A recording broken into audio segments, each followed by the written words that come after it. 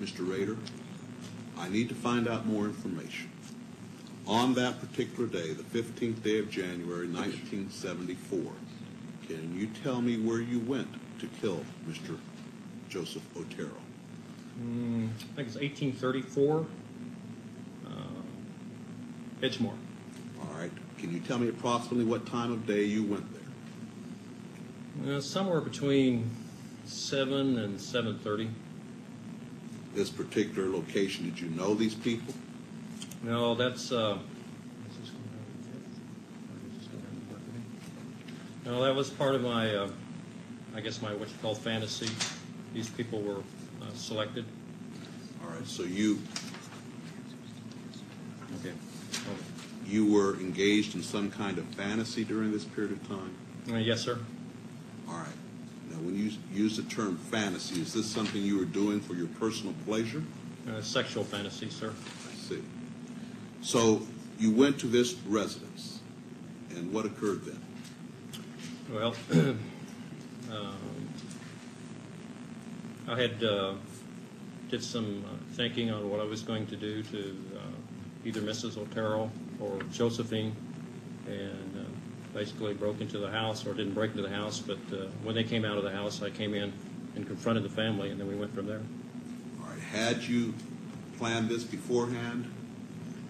To some degree, yes. After I got in the house, I lost control of it, but it was, you know, in the back of my mind, I had some ideas what I was going to do, but I basically panicked that first day. So Beforehand, did you know who was there in the house? I thought Mrs. Otero and the two kids, the two younger kids, were in the house. I didn't realize Mr. Otero was going to be there. All right. How did you get into the house, Mr. Ray? I came through the back door, cut the phone lines, waited at the back door, had reservations about even going or just walking away, but pretty soon the door opened and I was in.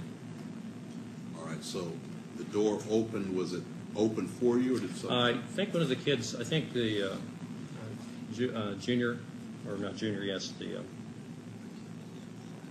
the younger, Joseph, opened the door. He probably let the dog out because the dog was in the house at that time. All right. When you went into the house, what happened then? Well, I confronted the family, pulled a pistol, confronted Mr. Otero, and asked him to, you know, that I was there to, basically, I was wanted to get the car. I was hungry, food, I was wanted, and asked him to lie down in the living room. And at that time, I realized that wouldn't be a really good idea. So I finally, the dog was a real problem, so I asked Mr. Otero if he could get the dog out. So he had one of the kids put it out. And then I took him back to the bedroom. You took who back to the bedroom? The family, to the bedroom, the 4 members. All right. What happened then? At that time, I tied him up. While still holding him at gunpoint? Well, in between tying and yes. Yeah. All right. After you tied them up, what occurred? Well, they started complaining about being tied up, and I re-loosened the bonds a couple of times. Tried to make Mr. Otero as comfortable as I could. Apparently had a cracked rib from a car accident, so I had him put a pillow down for his head. Had he put a, I think he's a Parker or a coat underneath him. They talked to me about, giving the car and whatever money. I guess they didn't have very much money. And there I realized that, I didn't have a mask on or anything. They already could ID me, and made a decision to go ahead and put him down, I guess, or strangle him. All right. What did you do to Joseph Otero Sr.? Joseph Otero? Yeah, Okay. Joseph Otero Sr., Mr. Otero, the father. I put a plastic bag over his head and then some cords and then tightened it. This was in the bedroom? Yes, sir.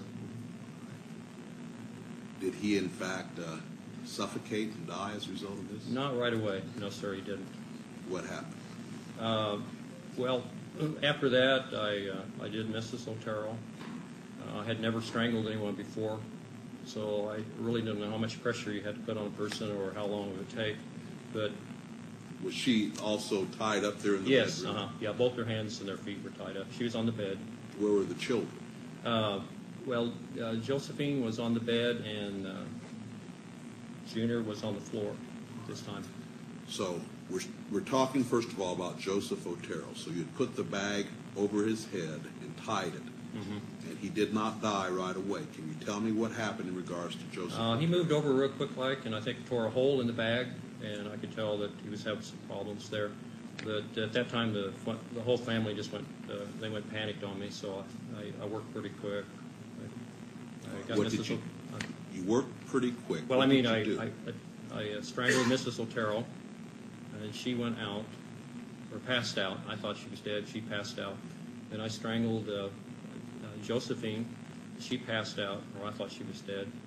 And then I went over and put a bag on Junior's head, and then if I remember right, Mrs. Otero came back. She came back and. Sir, let me ask you about Joseph Otero Sr. You Senior? indicated he had torn a hole in the bag. And what did you do with him then? I put another bag over it, or either that or if I recollect, I think I put either a cloth or a T-shirt or something over his head, and then another bag, and then tighten it down. Did he subsequently die? Well, yes. I didn't just stay there and watch him. Then I was moving around the room. But All right. So you indicated you strangled Mrs. Otero after you had done this. Is that correct?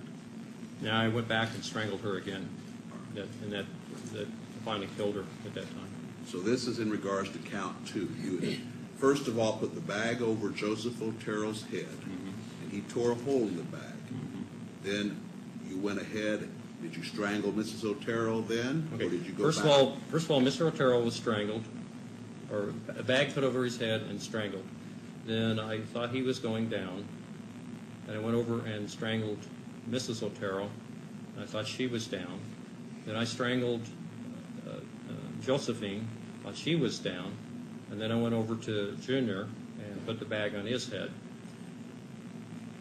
After that, Mrs. Otero woke back up, and she was pretty upset and what's going on. So I came back, and at that point in time, strangled her for a death strangle at that time. With your hands or what? No, with a cord, with a rope. And then I think at that point in time, I redid Mr. Otero, put the bag over his head, went over, and then took Junior. Before that, she asked me to save her son, so I actually had taken the bag off, and then I was really upset at that point in time. So basically, when Mr. Otero was down, Mrs. Otero was down, I went ahead and took Junior. I put another bag over his head and took him to the other bedroom at that time. What did you do then? Put a bag over his head. I put a cloth over his head, a T-shirt, and a bag so he couldn't tear a hole in it. And he subsequently died from that. And then when I went back, Josephine had woke back up. What did you do then? And I took her to the basement and eventually hung her. All right, you hung her in the basement? Yes, sir. All right, did you do anything else at that time? Yes, I had some sexual fantasies. But that was after she was hung. All right. What did you do then? Went through the house, kind of cleaned it up. It's called the right-hand rule. You go from room to room. Picked everything up. I think I took Mr. Otero's watch. I guess I took a radio. I forgot about that, but apparently I took a radio. Why did you take these things? I don't know. I have no idea. Just... What happened then? I got the keys to the car. In fact, I had the keys, I think, earlier before that because I wanted to make sure I had a way of getting out of the house. And clean the house up a little bit, make sure everything's packed up, and left through the front door. And they went over to their car, and then drove over to Dillon's and left the car there. Then eventually walked back to my car. All right. Now, sir, from what you have just said,